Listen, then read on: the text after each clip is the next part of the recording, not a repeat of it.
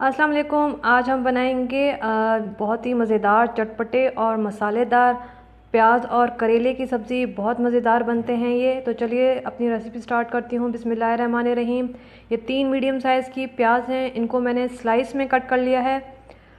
और लहसुन अदरक का पेस्ट है, 1 टीस्पून लहसुन का पेस्ट, 1 टीस्पून अदरक का पेस्ट। ये हाफ़ टी स्पून कलौंजी है। इसका टेस्ट जो है वो करेलों में बहुत ज़बरदस्त और मज़ेदार आता है। और ये 2 बड़े साइज़ के टमाटर हैं जिनको मैंने क्यूब्स में कट कर लिया है। और 1 लेमन है मेरे पास। 1.5 कप ऑयल है और ये फ्राइंग के लिए यूज़ होगा।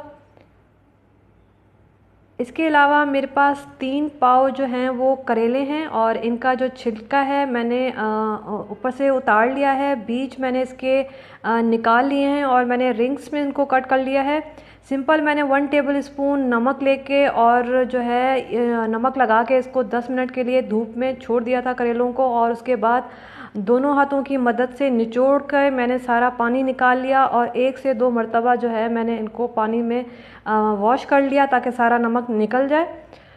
तो और ये हरी मिर्चें हैं।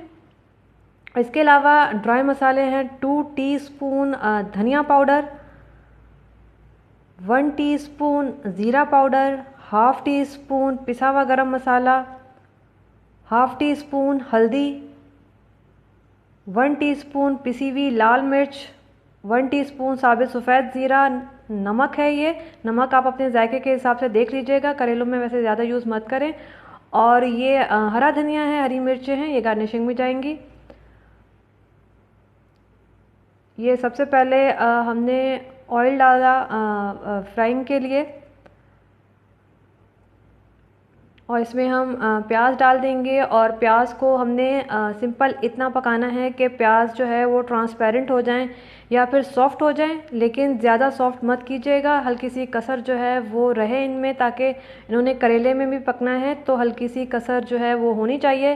तो ये देखें प्याज जो है वो ट्रांसपेरेंट हो चुके हैं और अब हम इनको जो है वो अलग प्लेट में निकाल लेंगे। तो ये मैं सारी की सारी जो प्याज है वो मैं प्लेट में निकाल लूँगी। बस इसमें आप हल्की सी कसर छोड़िएगा ताकि ये बाद में भी पकें तो वो कवर हो जाए। तो ये सारे प्याज जो हैं मैंने निकाल लिए। अब मैं करेले डालूंगी और करेलों को फ्राई करूंगी। और ये करेलों के साथ मैंने 3 जो है वो बड़ी मोटी वाली हरी मिर्चें लेके इनको इस तरह से कट कर लिया है, क्योंकि ये करेलों के साथ फ्राई होंगे तो इसका टेस्ट जो है वो हरी मिर्चों का बहुत अच्छा आता है जब ये करेलों के साथ फ्राई होती हैं। तो बस हमने करेलों को इतना फ्राई करना है कि ये गोल्डन ब्राउन कलर की हो जाएं और बहुत अच्छा सा जो है वो गोल्डन कलर जो है वो करेलों पर आ जाए। तो ये देखें करेलों पे बहुत ज़बरदस्त और मज़ेदार सा जो है वो गोल्डन कलर आ चुका है। इससे डार्क मत कीजिएगा क्योंकि फिर इसमें हल्का सा कड़वाहट आ जाती है, तो वो फिर अच्छी नहीं लगती। तो ये इस तरह से गोल्डन कलर जो है वो आना चाहिए। और ये देखें ये करेले सारे मैंने निकाल लिए प्लेट में।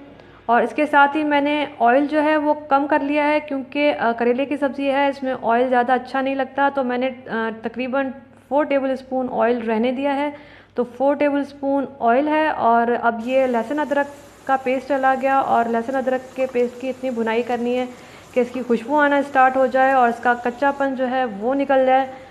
तो उसके बाद फिर हम ये ड्राई मसाले डालेंगे।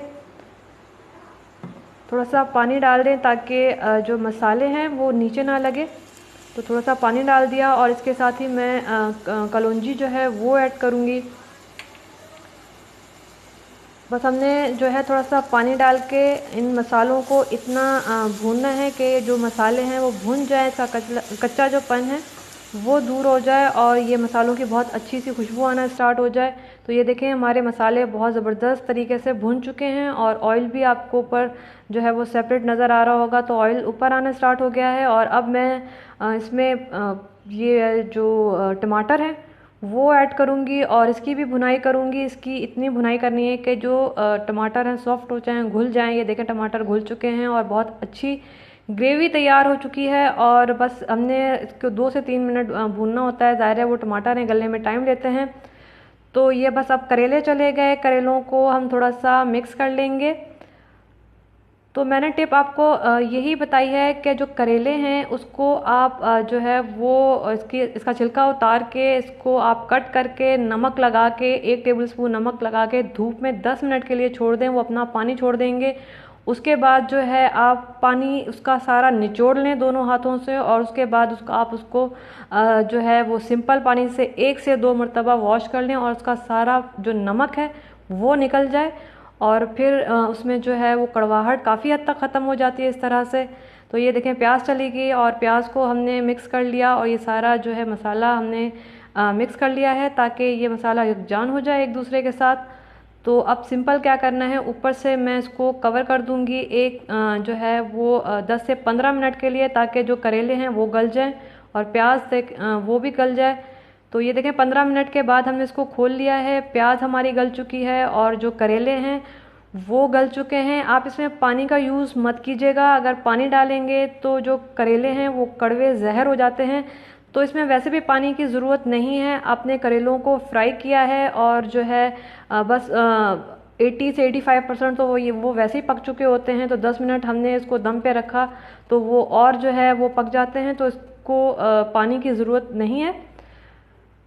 तो ये हरा धनिया चला गया, हरी मिर्चें चली गई, लेमन रस चला गया और बस हमने इसको 1 से 2 मिनट मिक्स करेंगे और दोबारा से जो है वो हम दम पे रखेंगे ताकि इन तीनों चीज़ों का अरोमा और जो जायका है वो करेलों में आ जाए और ये सारे जो है वो मसाले और जो जायका है एक दूसरे के साथ यकजान हो जाए, सारे मसालों का और ग्रेवी का।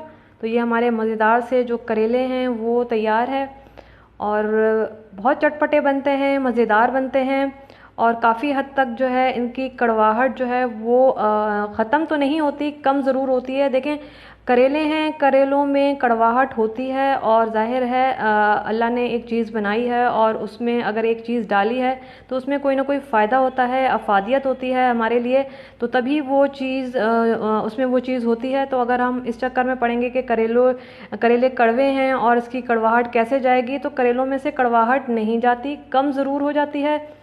तो आप ये करेलों को ट्राई करें इस तरह से और इसको कड़वाहट के साथ ही इंजॉय करें, इसी में इसका मज़ा है। और ये चटपटे और वैसे भी मज़ेदार, इतना सारा मसाला डला है और इतनी सारी ग्रेवी है इसमें, तो ये जो है आपको फ़ील नहीं होगा कि आप करेले खा रहे हैं या फिर जो है कुछ और खा रहे हैं। तो ये मज़ेदार से करेले ट्राई कीजिएगा, मुझे बताइएगा कि कैसे बने। और बस यही कि जो है मेरे चैनल को लाइक करें, सब्सक्राइब करें और शेयर करें। खुश रहें, दूसरों को खुश रखें, लोगों में आसानियाँ बांटें, अपना बहुत सारा ख्याल रखिएगा, मुझे दुआ में याद रखिएगा और ये रेसिपी ज़रूर ट्राई कीजिएगा और मुझे बताइएगा। और कोई चीज़ अगर समझ नहीं आई तो वो आप मुझसे पूछिएगा, इंशाल्लाह मैं आपको दोबारा से एक एक चीज़ जो है वो रिपीट कर दूँगी। तो अल्लाह हाफ़िज़।